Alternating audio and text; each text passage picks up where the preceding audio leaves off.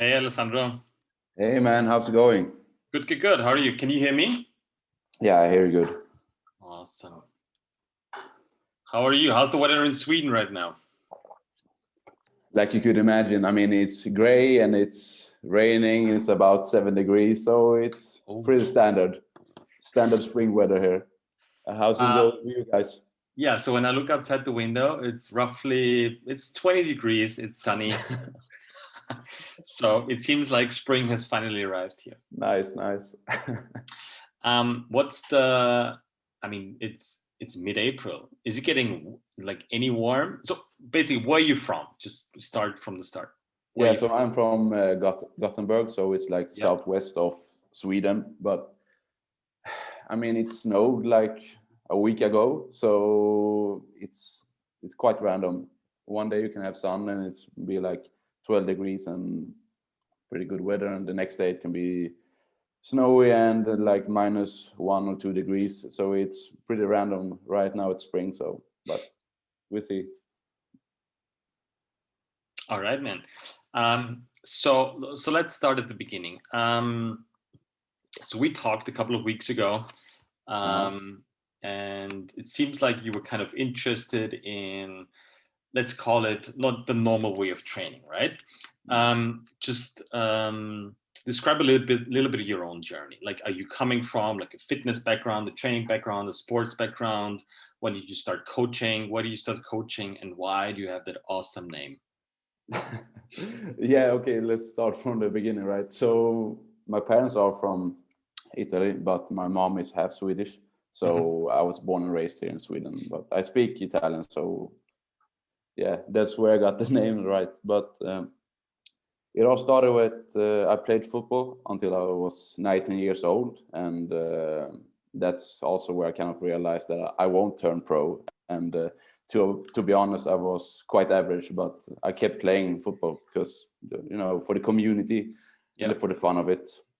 And I'm sorry, is not every male Italian thinking that he will make the national team at some point? Yeah, sure. At least the national team. At least, right? No, but so yeah, I kept going, right? And later on, I turned 23, and I wanted to give back. Like I have a lot to thank my football club for, and how I say formed me and developed. I developed some a good mindset from football, and I wanted to give back, so I started coaching football, and I also studied at the university. I took a bachelor in sports science, and I mainly coach kids from 10 years old and up, and it was actually from coaching these kids that I grew the most as a coach. Because I mean, with kids, you can't really be harsh on them. I mean, you can be harsh and fair, but you can't really, you need to be a good teacher, right? Yeah, you can make them do stuff like you can do with adults. It's like, yeah, I'm not going to do it. I'm 5 years old. It's like, whatever, I'll do whatever I want. So you can, I mean, obviously you can teach them something, but it's not like an adult. It's like, okay, you got to pick that thing up. You're just going to do it. This is not happening with kids. Yeah, exactly. So I need to motivate them, at least explain why we do stuff, and really help them understand. So that was quite a good years with I'll say, for me at least, how I developed, and was a great time. And also during that time I trained CrossFit, and I kept training all the time. And so back in the days, you started training CrossFit, like you started as a member in a gym, or did you start as a coach right away? So I always liked coaching and giving back, but I started as just working out and participating in a few CrossFit classes, and was hoping sooner or later they would see that I'm trying and giving my all the time. And I also took the level 1 just out of nowhere, and told them that, hey guys, I got the CrossFit level 1, and if you need any help at a time, just let me know, and I will gladly help out. I don't need a pay. I just want to help out and learn. And and from that on, they sooner or later it opened up a spot. Like I could, in the beginning, I could have the intro classes, like new members coming in, I could help them out and just be around and to be an assistant, like doing the on ramp classes and stuff. And yeah, I developed from there, right? So Awesome. So is that still the same gym that you're coaching at right now? yes. Tell me the name again. It's CrossFit. Weinhallen CrossFit. Weinhallen. Yeah. Sweet. So tell me a little bit more about the gym. So what's your role in there right now? So obviously you're coaching classes, right? What's a typical class look like for you? Or how do you approach it differently? Because you said you did the level 1 at some point. How long was that ago, roughly? A couple of years. Level 1 was 4 years ago, I think.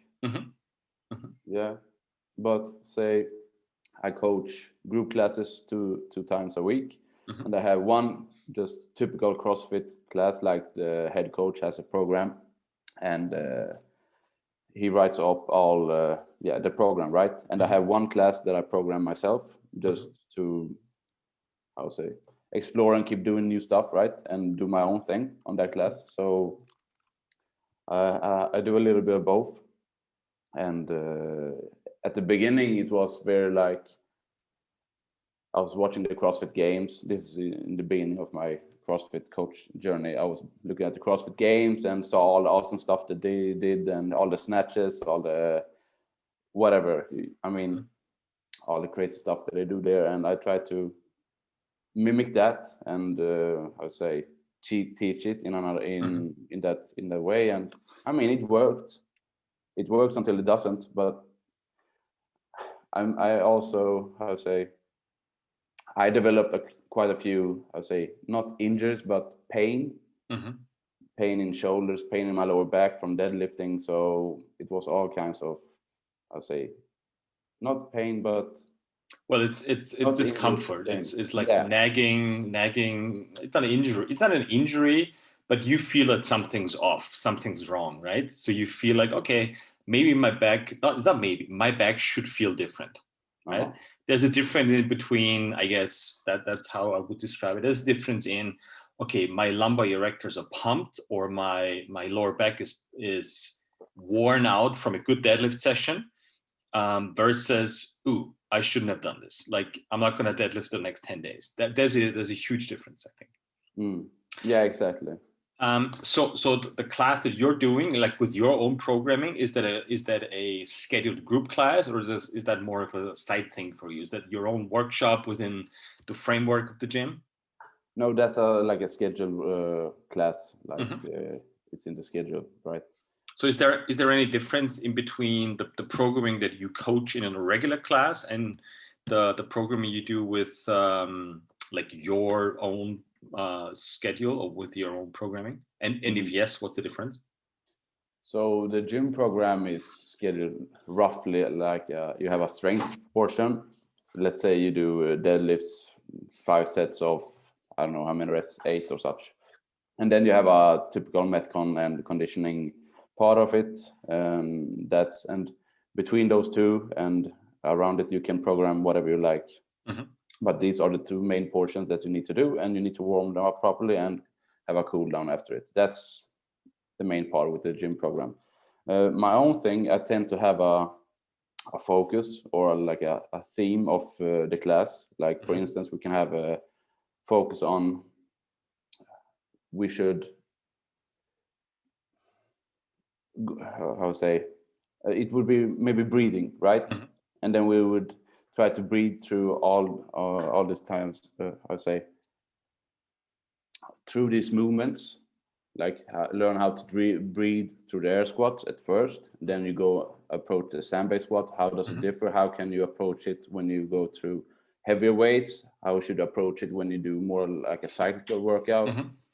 And that would be one thing. And also another would be, okay, today we're going to hit the lower body, and we're going to try to focus on hitting these muscles as much as possible. So if you tend to squat with your lower back, we'll try to go to the glutes more instead, just focus on the glutes, and we would have a warm-up portion for that. I would have them do like bag drags and just warming up the muscles prior to the, I would say, to the more complex exercises, right? Yeah. To the more compound movements, the complex movements. Yeah. Yeah, exactly. Okay. And how does your own training look like? Is it more like the typical CrossFit class, or is it more towards your own programming? How does that look like, your own training regimen? So I've tried to follow a program, and I tried to really, stick to one and do program what when you buy a program or stuff like this. I've been really trying to do that, but I can't really stick to it. I need to go by intention and by intuition even more. I need to do what my body feels like to do. So mainly I show up at the gym, and I feel like, okay, today I want to hit an upper body session. And I try to just do stuff that I like. I work mainly with sandbags and ropes and sleds, and try to build a program after that. I don't exclude any object, but more that I like to include the more of stuff that I like, let's say. Got it. Okay. So you don't have like a, I don't know, 2, 4, 6 week cycle programmed in advance, like a rough outline, a rough guideline. Okay, this is my focus for the next 6 weeks. Not specifically in terms of exercises, but more like, okay, 6 weeks of more hinging or squatting or pushing or pulling, or lower body, upper body, you name it. It's just, you go every session, you go by feel. Like say I want to hit an upper body session once a week at least, and a lower body session once a week at least.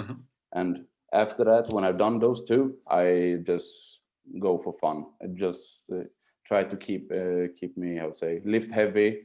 That's mainly what I like to do. And bench press is also a new thing that I have recently found out that I love to do. And just go by feel. If I want to run a day, I go and run. I mean, just to keep me going all the time, because I had times where I train a lot. I mean, I go hard and follow a program and really try to schedule everything for 4 weeks. And after that, I just decline. I don't want to go to the gym anymore. I don't feel motivated enough. So I have changed that approach to more go by, let's say, feel. But I want to at least have an upper body session and then one lower body session. And after that, I just go by feel, and have fun mainly. That's the main thing. Did you look into the programming I sent you from our gym? I haven't yet. I've been waiting for to hit it up with the sandbags. Yeah, they're on the way, by the way. So just I received so I received a notification from the mailing company. Yeah. Okay, perfect. Why are you training with sandbags? I mean, for some people listening who don't know why you are using sandbags, what's your main reason? I mean, you mentioned sleds and ropes and sandbags, and it sounds like you're pretty much using every equipment, right? So like bench pressing with the barbell, squatting, maybe carrying with the sandbags. Why are you using the sandbags? I mean, for me, it's much simpler. It's not a technique or skill part that you need to learn, and I mean, you can still develop it. I can still move and do back squats with a barbell. It's not that thing. It's just that some days when you go to the gym and you feel like hitting a squat session and you try it out with a barbell back squat, and today won't work. So mainly then I refer back to the sandbag, because it's much more simpler and it's easier to hit the muscles that I want to engage when I'm doing a squat, let's say. So it's mainly for that part, for the skill part, it's much simpler to do. I would say that would be the main thing. And then also I feel more badass when squatting a sandbag instead of a back squat. So that might have something to do with it as well. Yeah, I mean, it just feels good, like wrapping a heavy sandbag and having like sit on your chest, and you're going up and down and you can't breathe because it's pushing on your lungs and on your chest. It's a very rudimental feeling, right? It's not as shiny, it's not as perfect as a straight bar. It's dirty. You pick it up, you squat it, you throw it down. There's a little bit of dust coming out. It just feels different. I mean, I like both, to be honest. But a sandbag is, I mean, besides the good side effects of training more, the inner torque chain, etc. It just feels really good to have something in between your hands. I think that's a very overlooked portion of training, like using your hands, like having something in between your hands, like you have to hold on to that implement rather than just a bar sitting on your shoulders. I mean, you're kind of holding on to it. Yeah. But if you let go of a heavy sandbag, like just for 3 centimeters, like it's going to slip, it's going to drop, right? Or like if you do like a front rack squat with a heavy sandbag, like there's no leaning forward as with the barbell. Like once you lean forward with the sandbag, it's just over. It drops and you're out. So I really like that rough and natural and very rudimental feeling of it. Yeah, for sure. And also, I mean, it's not how to say, like it's more like an underground feeling when you work with those types of stuff. I mean, it's like you say, it's odd. It's not perfectly balanced, and it's gonna move. It's gonna move around. So you better, how to say, keep it tight and try to manage the weight properly. So yeah, for sure. I really like and again, I'm using both. Like I'm training with barbells. I just came from the gym. We did an awesome Wednesdays in this cycle is our deadlift and bench press day, besides some other stuff. And obviously we did it with the barbell. So I love good barbell training, but just I think the fact that you have to apply tension to an implement, like to the sandbag, like you have to squeeze it, you have to hold it, you can't let go because otherwise nothing's going to work. It's just a very natural way of creating tension without somebody telling you how to create tension, right? Because once you pick the barbell, it's just more technically advanced. Once you rack the barbell, you unrack the barbell, like you have to actively create tension. Otherwise, the barbell is just gonna go on a boat ride with you. You know what I mean? Yeah. And it's not. It's a great exercise, but it can easily lead to a passive approach. It's just sitting there, and you're just going down, and you're looking, and it's like, you know what I mean? It's like you can look in people's eyes and see they're scared from using a barbell. Right. And there's a point to it, because as a beginner, you just don't have the self-confidence of, okay, I have to create tension towards that implement. So you just pick it up and just kind of go down and go up, and that's it. And with the sandbag, it's like, okay, I have to apply tension because I have to hug it, I have to grab it, I have to squeeze it. So that's it's easier, right? And it's I think a more natural approach than using a barbell at first. I think it all comes down to 3 big questions: is how strong do you want to be, how strong do you need to be, and how much time do you have? Like I love teaching people a good barbell squat, don't get me wrong. But if you give me like 2 hours a week of training, which most people on average do in our gym, like 2 to 3 hours, they show up 3 times a week, it just takes very, very long for them to develop a good back squat, right? And so a very rational approach, maybe this is not the best implement if you give me 2 hours a week. If you give me 6 hours a week, or if you do like workshops, and if you like put a lot of time into it, I'm all for the idea of using a barbell in your training, right?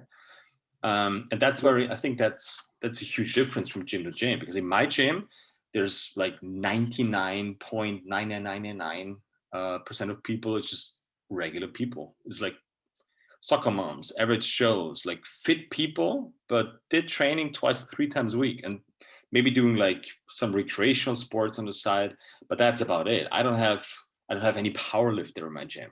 I don't have any Olympic weightlifter in my gym that trains for a specific sport. So that's how I see it. I mean, if you run a powerlifting gym, that's a whole different ballgame then. But in my gym, there's normal people, and I want to get them as strong as possible in as little time as possible. So there we go.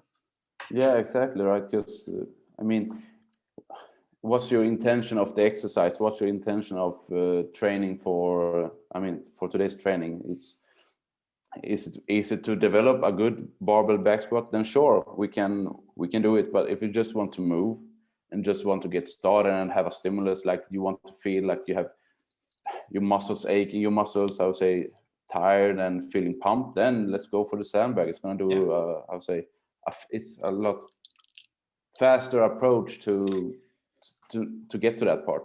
Yeah, it's more rewarding, because if you look in people's eyes after squatting with a barbell and squatting with a sandbag, like you can tell the difference. Like squatting with a barbell, okay, it was hard, and maybe I've learned something and it felt better than the last time. But if you just give them whatever, like 5 sets of 10 with a decent weight on a sandbag, they're gonna feel everything. Like they're gonna feel the inside hamstring, they're gonna feel the glutes, they're gonna feel the obliques because they're squeezing all the time. Like that's like, we got 60 minutes, my friend. This is not infinite amount of time. We have 60 minutes. Like let's make it work.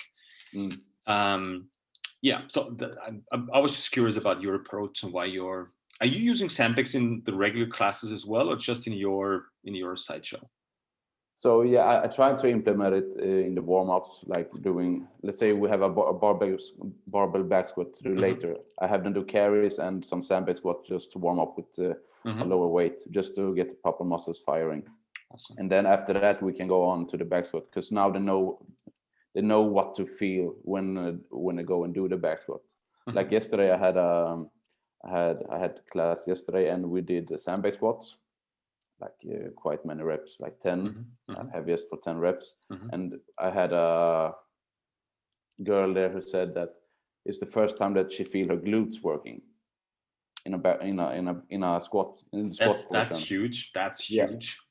Yeah, because she can't feel it when she's doing, how to say, any other lift, like deadlifts or back squats or whatever. So that was the first time for her, and she was excited. I mean, it works. Yeah.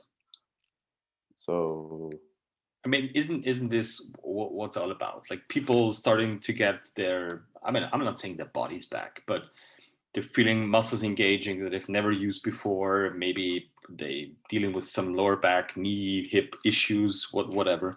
But that feeling of, that feels really good. Like when your glutes are working, like it's a really good feeling. And I mean, it looks better if your glutes are working, by the way. So you look better in shorts or bikinis or whatever. Yeah. And that's the whole point. I mean, isn't that the point about squatting anyways?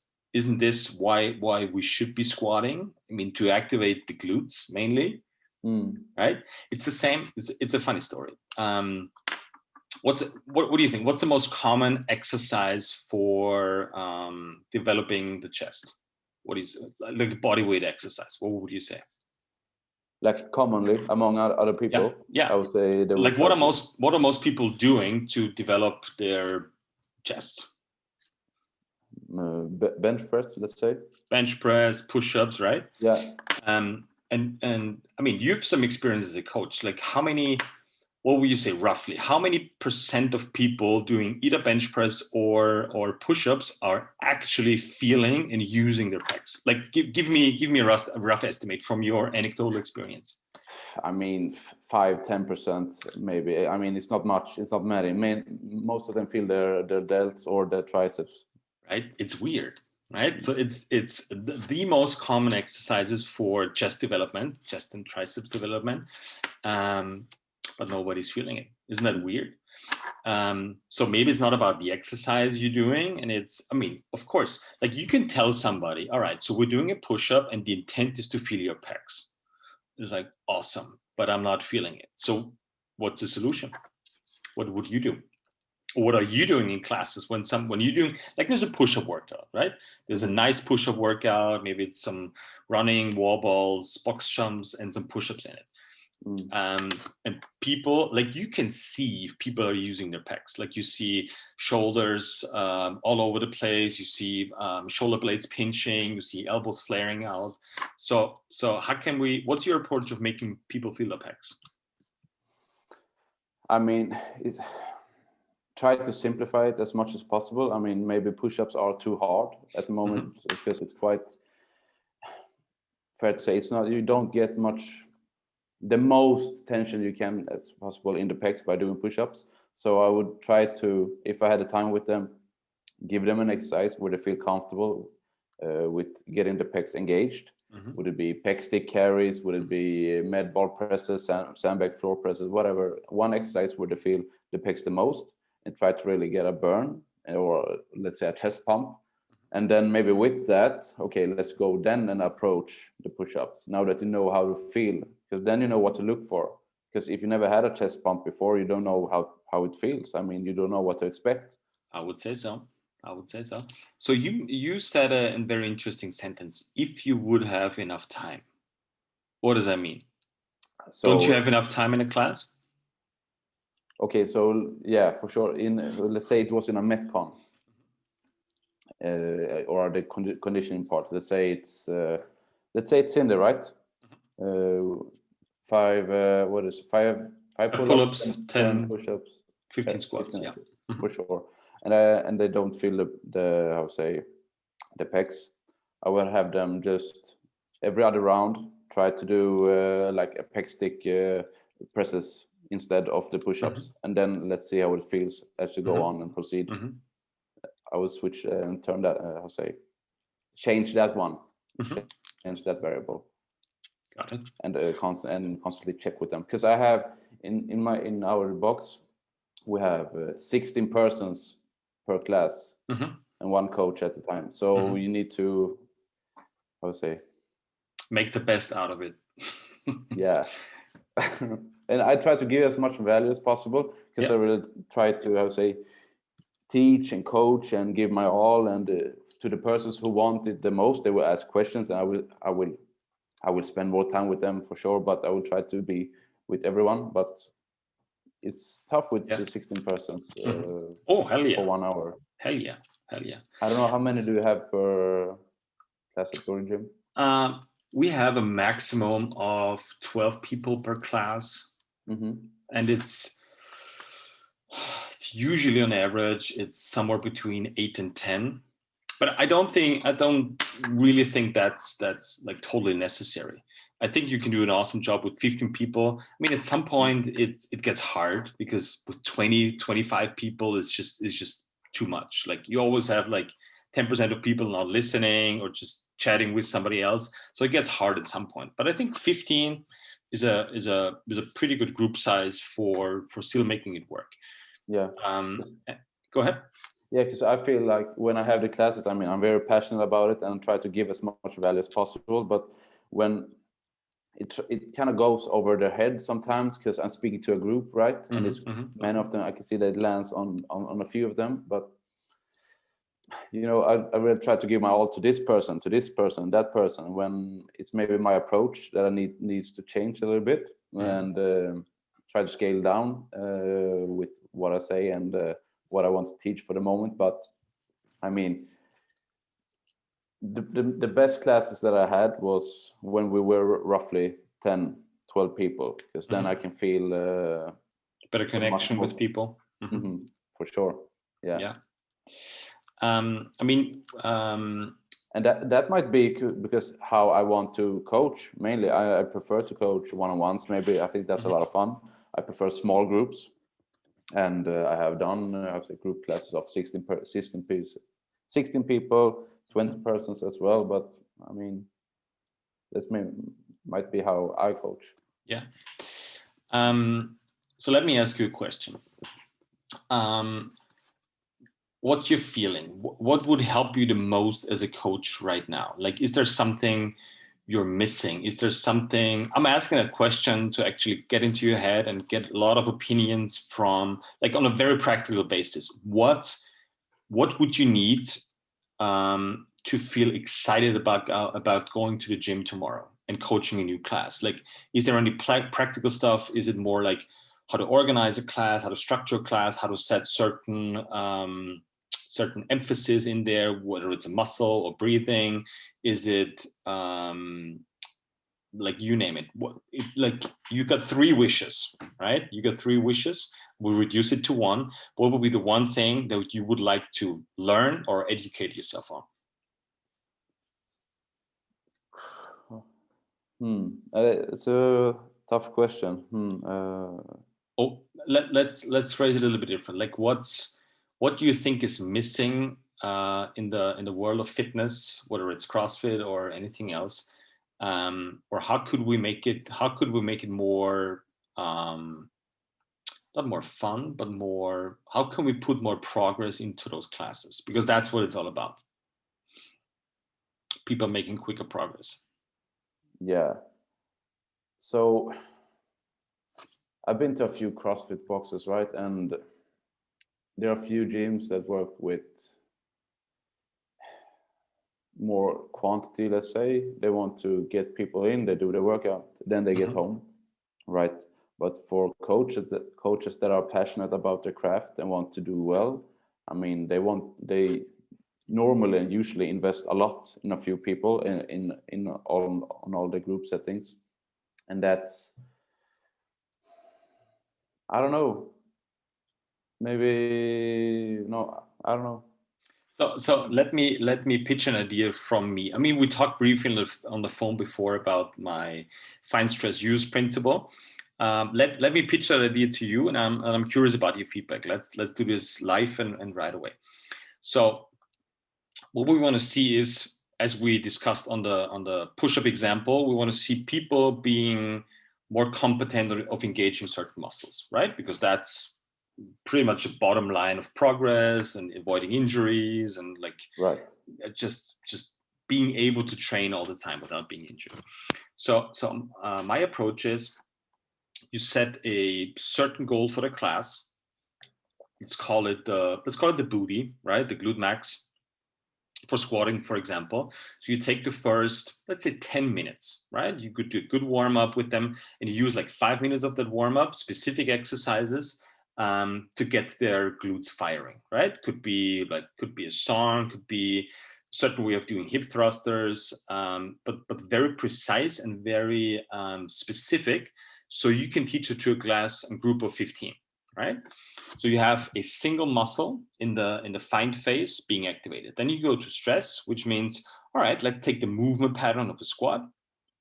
Or if it's a back squat, I'll take the movement pattern of the downward portion, so the internal torque portion, and you do like, I don't know, a couple of sets of stiff leg deadlift, sandbag squats, just to get that fired up muscle into that movement pattern, right? And then you move on to the stress part, which is the actual workout, whatever it is. I don't care whether it's 5.5 back squats, whether it's, you name it. Like the exercise is for using the muscle, using the movement pattern, and actually putting some weight on, right? And I think that helps, at least for us in our workshops and with the people in our gym, that helps people understanding, okay, like the first 10 minutes have to be mentally like fully on, because it's a single focus, it's one muscle, and it got to be very focused, right? But I know after those 10 minutes, like it kind of eases out, and I'll do my movement pattern stuff, and I still need to be focused and connecting muscles, but it's less taxing mentally for people. And like from minute 15, 20 on, I'm not saying you can stop thinking, but at some point in a class, like there's got to be a differentiation between thinking a lot, thinking less, and thinking nothing. And there's a point of where you just got to do the work, whether it's a sandbag carry or 5x5 squats. Like once you're under heavy weight, there shouldn't be much thinking, right? Because if you're thinking about how should I do the back squat once there's 200 kilos on your back, you're probably going to mess it up. You know what I mean? Yeah. So I think it's a lot about how to structure class, and it's bringing, even in CrossFit classes, like it's bringing like 5 to 7, 10 minutes in there. There's got to be a warm up anyways, and you just restructure a warm up, bring some movement pattern work in there, and from minute 15 on, it's like there's no difference in to another CrossFit gym. Like it's okay, you do the strength portion, you do your WOD, you do workout, you do conditioning, it's all good. So, but I think we can change a lot of stuff just with 10 minutes of very deliberate work in the beginning. So right? You would say it's like a muscle focus day or a theme on the program? Yeah, I mean, how we do it, we have like 4-week cycles for people, but it's not like the squatting cycle and the hinging cycle and the pressing cycle. It's 4 weeks. We're focusing on a specific portion of the squat, for example, right? I mean, we have a build-up of like 3, 4, 5 years for our people, so they're understanding which muscle, which torque chain you should use, what a movement pattern is, what an exercise is.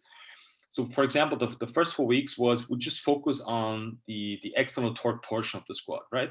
So 90 degrees up. So we structure the find process. We find the outside quad, for example, or we find the glute med, and then we implement it in a movement pattern. And then we're gonna sumo deadlift, for example, or do Anderson squats. Just making people learn this. Okay, this is the muscle, this is how I should implement it into the whole body, and this is how this should feel when I do an actual exercise. And just my feeling of what I see in most gyms, maybe they do the first part without actually knowing how to engage those muscles, and then you do the last part, which is just doing exercises, and there's no bridge in between, which will help people over time realizing and understanding what that whole thing is actually about, right? So you have the newbie, you have the training, and you have the meathead approach. Like the newbie is, okay, I'm gonna find a muscle. You have the movement pattern. So how to use a muscle in a certain movement pattern, and then you have the meathead part, which is all right.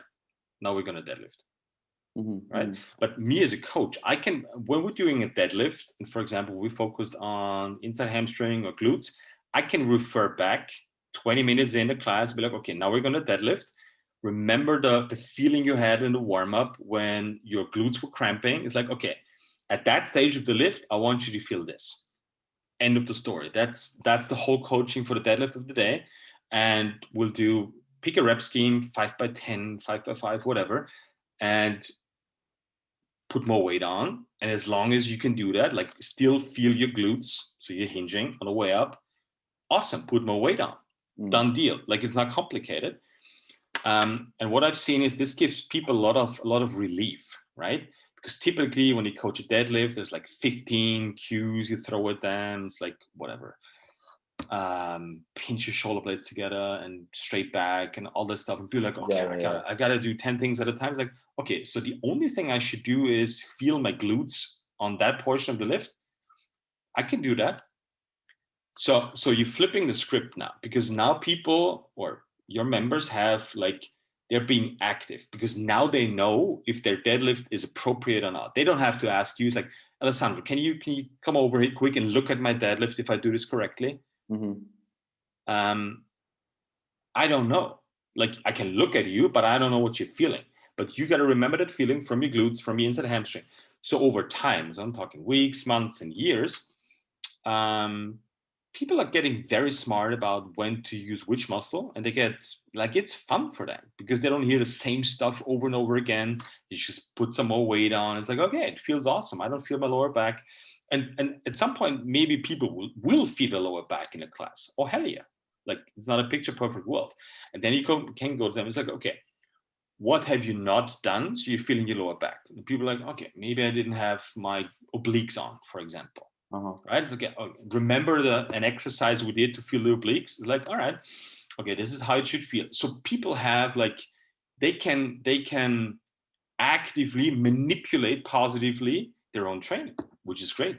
Which should be, like, they shouldn't need me. They shouldn't need you at a certain point.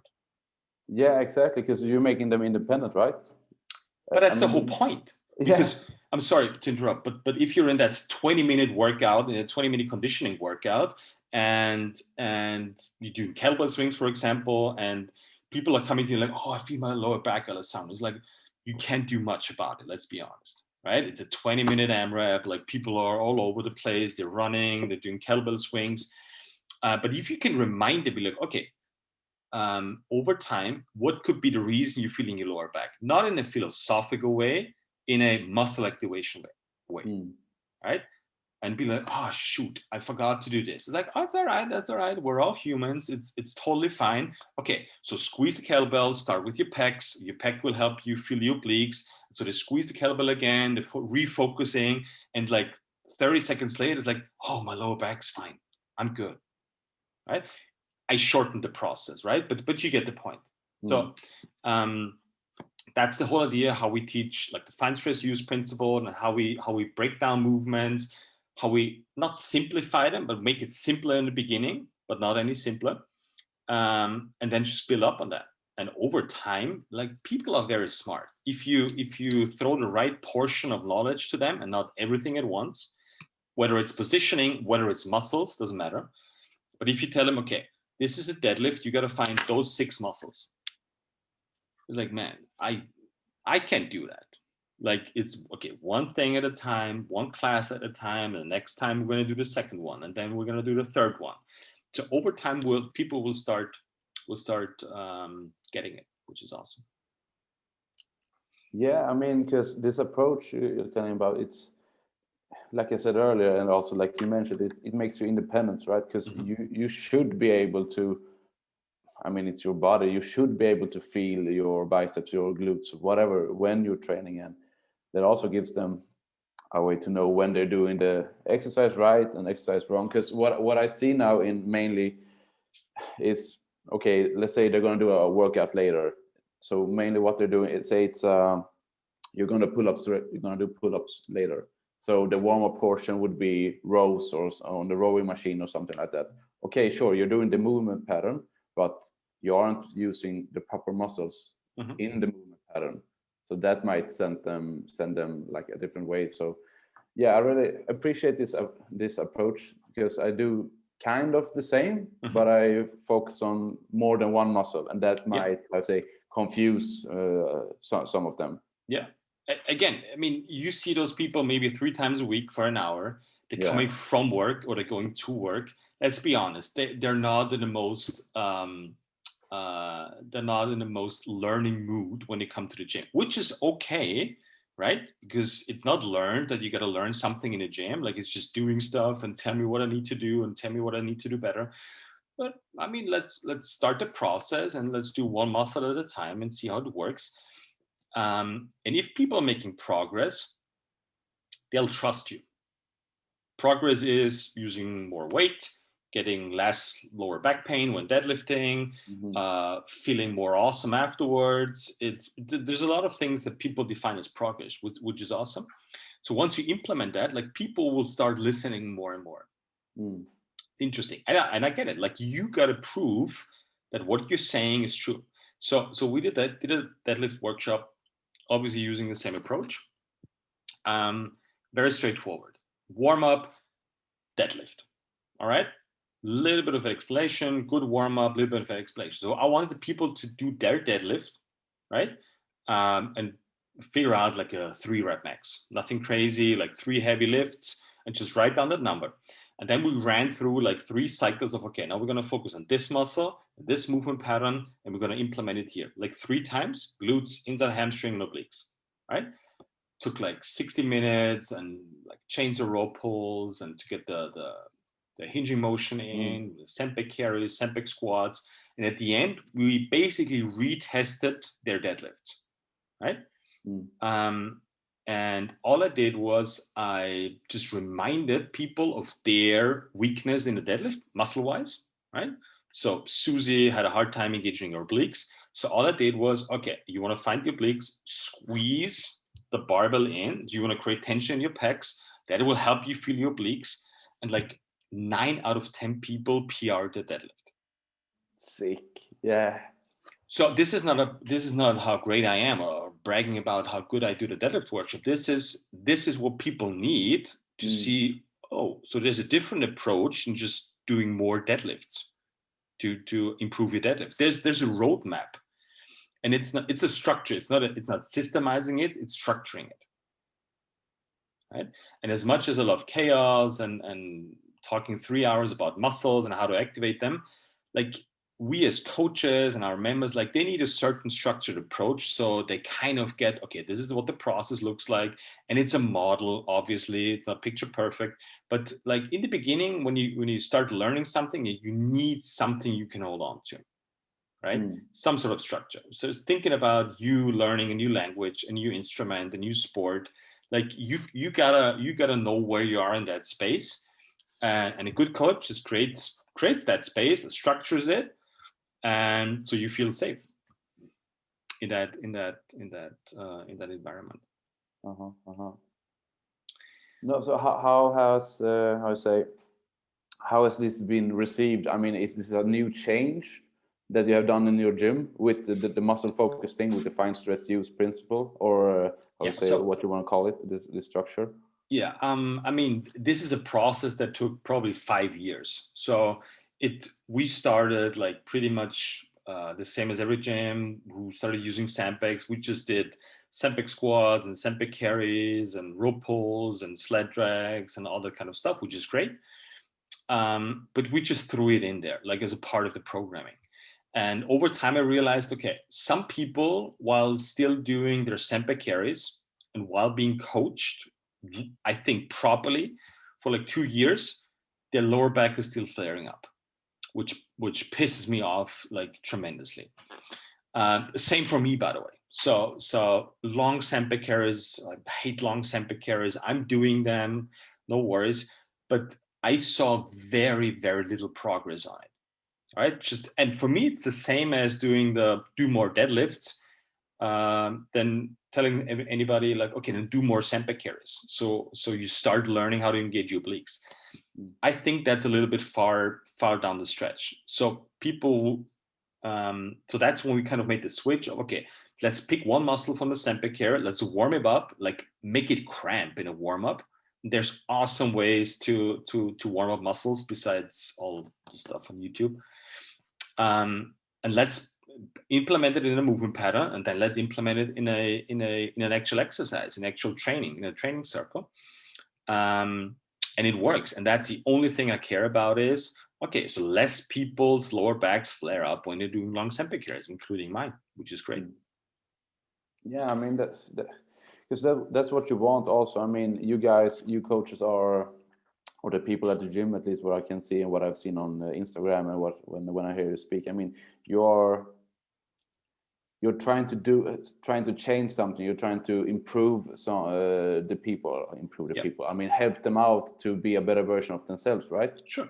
That's what I'm trying to do. And I mean, that's also what I've seen are mainly missing. I mean, people who care.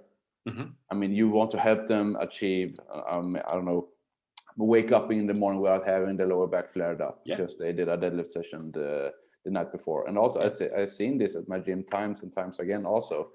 And so, yeah, man, I will try this approach. I mean, with going after one muscle, I will see. I will tell you how it goes. It sounds really interesting because I will do it with 2 or 3 muscles at a time, like a lower body focus. Let's focus on the hamstrings and glutes. Just Alessandro, I did the same. I did the same mistakes. It's all good because we're passionate about what we're doing. Like we want to make it faster. Like what if we could do like 5 muscles in a session that would make it faster? Right. So at least that's what running through my head. And if I repeat it like more often, if I talk about connecting those muscles and this is what we're gonna do, like it sounds awesome and it's all with good intentions. But I just realized, okay, we gotta make it as simple as possible, but not any simpler. Mm-hmm. You know what I mean? Yeah. So, and we're not gonna stay there. It's like, okay, so we took like 60 minutes to activate your pecs. See you next time. I mean, that's bullshit, right? It's okay. Let's spend 5-10 minutes of making the pecs cramp. Then let's implement it in a whatever sandbag floor press. So everybody's screaming. So it feels like fucking training. And then like you have a good bench session with an awesome workout at the end. It's like everybody's happy. Like people are crushed. Their pecs are firing up. Like their shoulders get better. Like I think that's what it should look like. You know what I mean? Mm-hmm. And this is not like you gotta switch up your whole gym or your whole coaching structure or your class. It's like there's some small changes that needs to be done in the beginning, and let's see how it works. And then you can always work from there, and you don't have to like implement a totally new programming or kick the barbells out of the programming or do anything crazy. It's like no, like if you want to do your CrossFit thing, like I'm good. I just want to add like 5-10 minutes to your session so people can improve their whatever snatch, clean and jerk, whatever is fancy in CrossFit, they're kettlebell swing, they're Cindy time, whatever, who cares? Yeah, right. That's awesome, right? That's what people, this is the best retention model out there. When people make progress, when they not get hurt, when they increase their whatever, their Isabel time, their Grace time, like that's fucking awesome. And that can differentiate you as a CrossFit gym from another CrossFit gym down the road. You're doing the same workouts, awesome, but I'm producing more results than you are. Your people are faster, less injuries, less memberships on hold because people are injured, less dealing with, okay, we gotta work around that movement because your shoulder hurts. Like, I don't give a, that's not the point of being a gym. The point of being a gym is finding the best way how to make your people stronger. Yeah, I totally agree, 100%. Yeah, maybe, I mean, talking about it and doing it in person and actually feeling it is a whole different ballgame. But maybe I'll be in Sweden one day and I'll drive by. Yeah, for sure. I mean, it's the most fun job, not job, like craft. I view this as a craft. That's what I thought. That's what I learned from being on the mentorship program with StrongFit with Julia and Richard. Like, try to treat it like a craft, like something you're trying to improve all the time. Yeah. Not be lazy about it, because it can be so much more. It can be so much more like than just seen them 1 hour a week. I mean, if you can introduce as much value as possible and help them the most possible way, it could be the best hour of the week, right? Sure. If you do it properly and if you do it right. And that's how and that's also one thing that I see can feel are missing when I visit other gyms and other CrossFit boxes around town. Like the passion to help and the passion to teach and coach your members and the persons around, because they are, I mean, they should have your respect, right? And you should try to do the most of your class. I mean, if you're average and try to do your best, I mean, that's the best you can do at the time, right? That's the only thing that's asked of you. But yeah, that's something I feel is missing. I think it's on both sides, right? So I think it's a little bit on the coaches as well. Maybe not actively, but they kind of get dragged into, okay, this is the programming. The gym owner tells them, okay, this is the programming. This is the kind of hours you need to do to make your living and blah, blah, blah, blah, blah. So you kind of get into that, okay, this is what I do. Like, I coach 20 hours a week, 25 hours a week, and I do the same thing over and over again. And you talk about the same things and you use the same cues over and over again. And that just burns you out. It is what it is, right? But what if, like, it needs to be fun for you as well, and not fun in a sense of like I throw jokes and it's all good, but fun in the sense of it's got to be enticing for you as a coach. Like, can I make it work? There's 15 people in front of me. Can I make everybody's pecs cramp in the next 10 minutes? Right? So there's a little bit of an investment in there. It's not just, okay, can I explain an exercise properly and make sure nobody dies while doing bench press, rather than, okay, here's a challenge for you, coach. Like, can you make 10 out of 15 people make the pecs cramp? And if not, okay, why is it not working? Okay, let's try this. And just that feeling of success on a coach's side. Like, when people start, it's weird. Like, when I hear, as you said, with the you remember with the glutes, felt it for the first time. Like for me, that's probably the biggest reward I can ever get. I do like numbers, and you lifted more. It's awesome, but because you made it work, like, because you made your glutes work. I didn't do it. I helped you. You found your glutes, and that's great. So that means you will find it again, and you lose it in a workout. That's totally fine. You lose it when you do 100 back squats. That's fine, but at least you know what you're losing and how to get it back. You know what I mean? And it's not it's not that blindfolded, I'll just do the work and go up and down, and you wake up the next day and your back hurts, and the worst part is you don't know why. That's the worst part. That's what's killing your soul. If you have a car accident and you break your leg, okay, that's just bad luck. You know why you broke your leg. And I can deal with that. But if I train and somebody looks at me and I wake up the next day and my back hurts, like that I can take, because I don't know why. I don't know why it happened.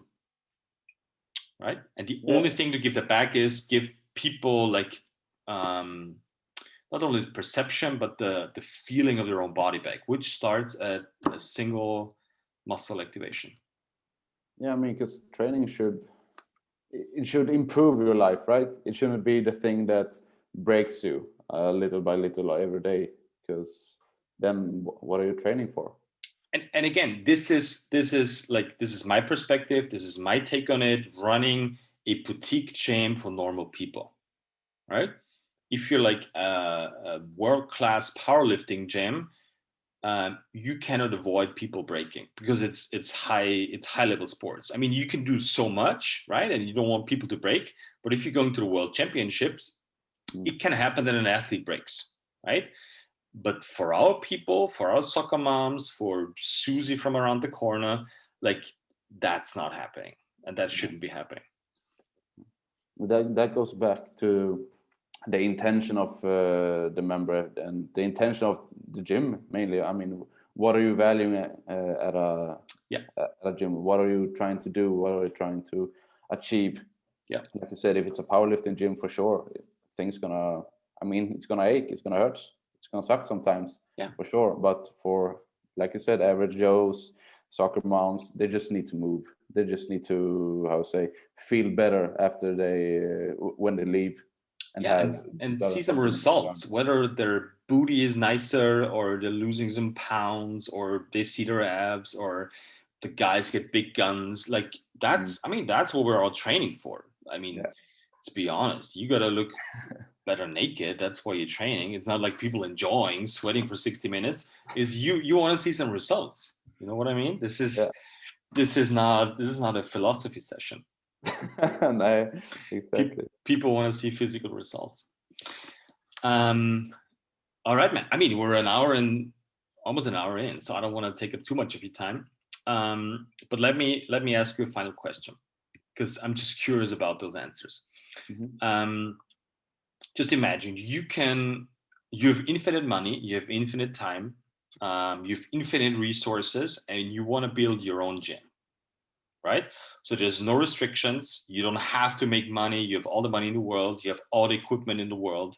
You have all the resources. You have 25,000 coaches. You have all the knowledge. How would your own dream gym look like? That's a tough one, I know. Yeah, for sure. Damn. I mean, I really appreciate this the underground type style of gym and the strongman training and lifting heavy and grunting and all this stuff.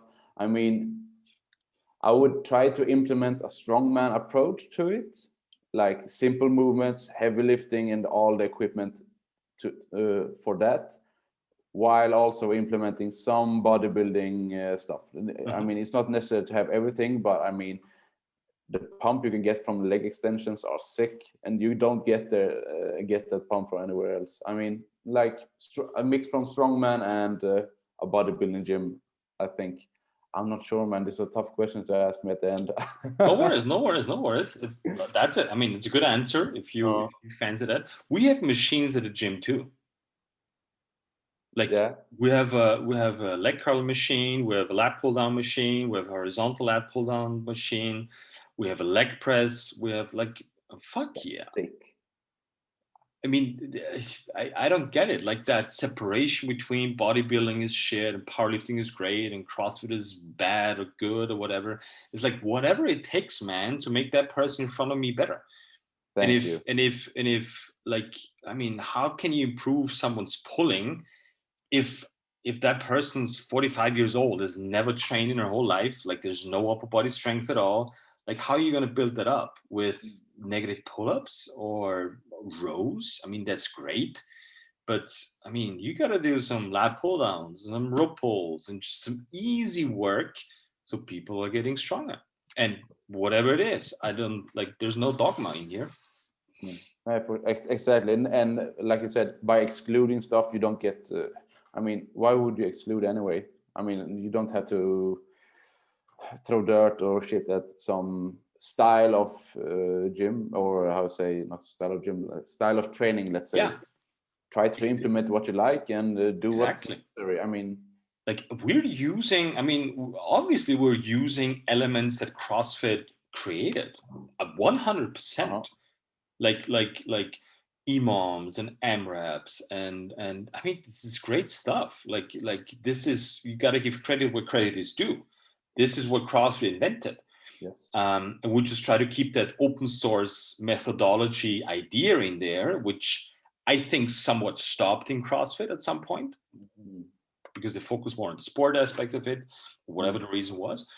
And we'll add bodybuilding to it. Like bodybuilding is great for warming up. Bodybuilding is great for recovery work.